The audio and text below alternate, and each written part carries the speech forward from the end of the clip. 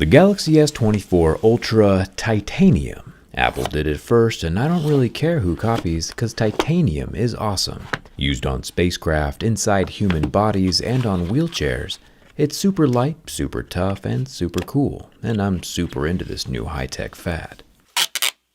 Samsung doesn't say what grade of titanium they're using for this S24 Ultra body. Apple did come right out and say that their iPhone 15 was grade 5 titanium, and it turns out it was. Well, the part that's left of it anyway.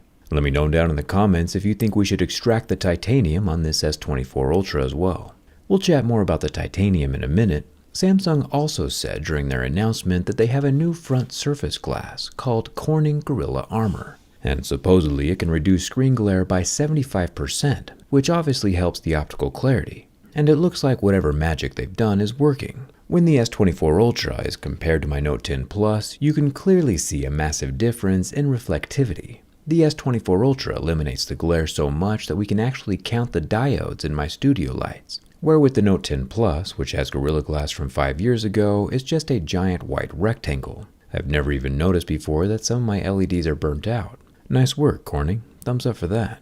Reducing light glare is a big deal for people who go outside in the daylight, if, you're into that kind of thing. And while Samsung didn't change the design of the Ultra all that much, they did change the material it's built from. At first touch or glance, the average person probably wouldn't be able to tell a difference. Just a slight difference of color and a major difference of price. The aluminum bar on the left cost me $10, and the grade 2 titanium bar on the right cost me $170. It's some really premium stuff. We'll have to see if the titanium actually makes the Ultra more durable or not. With the new Gorilla Armor in place over the 120Hz AMOLED, Corning is calling it their toughest Gorilla Glass yet, and that it has 4 times more scratch resistance than other glass when it comes to the micro scratches that you might get from dust or keys or coins in your pocket. And Gorilla Armor again might be onto something. When I reach levels 6 and 7 on the most scale of hardness, lines do start appearing on the phone, but they feel different. Normally I can feel the tiny tip of my pick catch on the glass as it's fracturing its way into the surface. But this time around I can see lines that cannot be rubbed off, but I don't feel the same fracturing or catching or deeper grooves that I feel with other phones at a level 7 until a level 8 this time. And I think that this time around, the S24 Ultra Gorilla Armor gives us scratches at a level 7 with deeper grooves at a level 8. I'm not sure what's happening with the lines at level 6 though. At first I thought it might be the oleophobic coating, but that coating would evaporate under the heat from my lighter, while these lines still remain. My best guess is that since I didn't feel the pick catch or grab on the surface of the glass, it's probably some material transfer. The pick itself is standing away and attaching itself to the surface like a marker. Or a crayon. If only we had a microscope to closer analyze the scrapes. Oh wait, I do.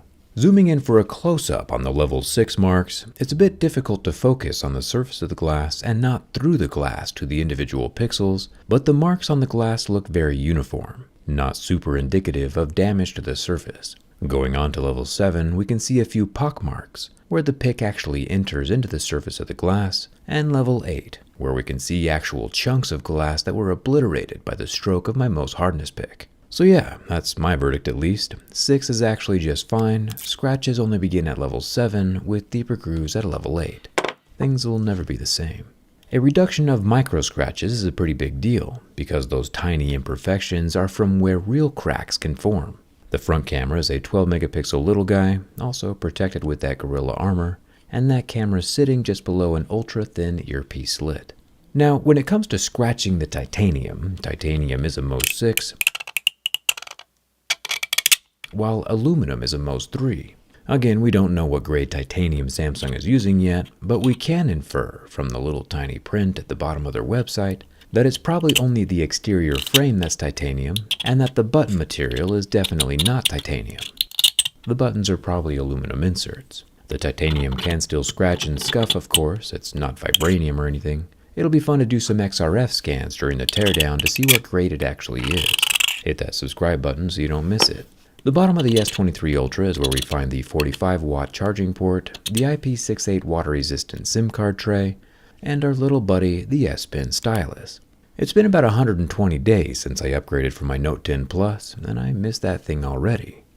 I didn't use the S Pen often, but when I did, it was incredibly useful. There's a little capacitor up in the top that wirelessly charges from a tiny coil inside the phone. And then when it's outside the phone, it uses that energy stored in the capacitor to... S Pen is not inside the phone. Make sure it's somewhere safe. Ah yeah, for sure. Totally safe. Nothing to worry about here.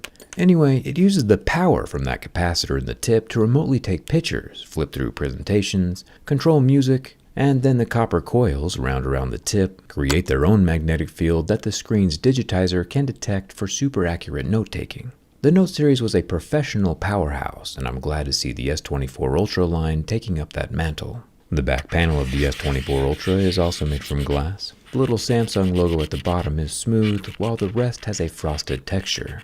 The individual camera bump circles stick out a bit like last year, and the year before, and the year before. We have our 12 megapixel ultra-wide camera up top, our main 200 pixel camera in the center, and a 50 megapixel 5x telephoto on the bottom, with another 10 megapixel 3x telephoto on the right. All the laser focusing stuff is up in the top right, and all 5 circles are protected with glass.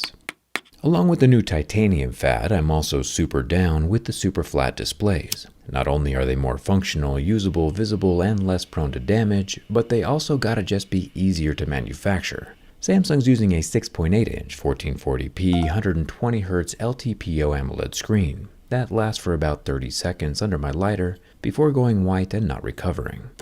Personally, I hope the flat screen trend continues forever. The S24 Ultra has an ultrasonic fingerprint reader under the glass, and when we put level 7 scratches over the surface and try to read my fingerprint, it's still able to read and scan my thumb every single time through those marks. Now, titanium is harder and less flexy and less forgiving than aluminum, but as long as enough tolerance is built between the glass and the frame, it should live to see tomorrow. With a very strong bend from the back, it has the tiniest of flexes, and with a bend from the front, we see the same thing, but no cracking or catastrophic damage. The Samsung Galaxy S24 survives my durability test. Personally, I'm a bit jealous. I've been using the Flip 5 for about a week now, and I'm already a tad annoyed at doing that flippy action every time I gotta use my phone. But the Flip 5 is still an improvement over the iPhone for sure. As you can see, I always have protection on my personal device, and the only case that fits my teardown skin, or Dbrand's X-Ray Dark Skin, is the grip case, from my channel sponsor Dbrand. They still have the buy one get both sale going on for the X-Rays, by the way. This year they outdid themselves by making the S24 Ultra grip case MagSafe compatible. Link is down in the description. Even though I normally always have a case, this time around I think I'm gonna rock the Flip 5 without protection. 1, because it's thick, and 2, I want to give it a proper long-term real-world durability test. Of course, it's not because I secretly hope it breaks within a few months and I can switch to the S24 Ultra instead. I wouldn't do that. Let's see how long it lasts. Thanks a ton for watching. I'll see you around.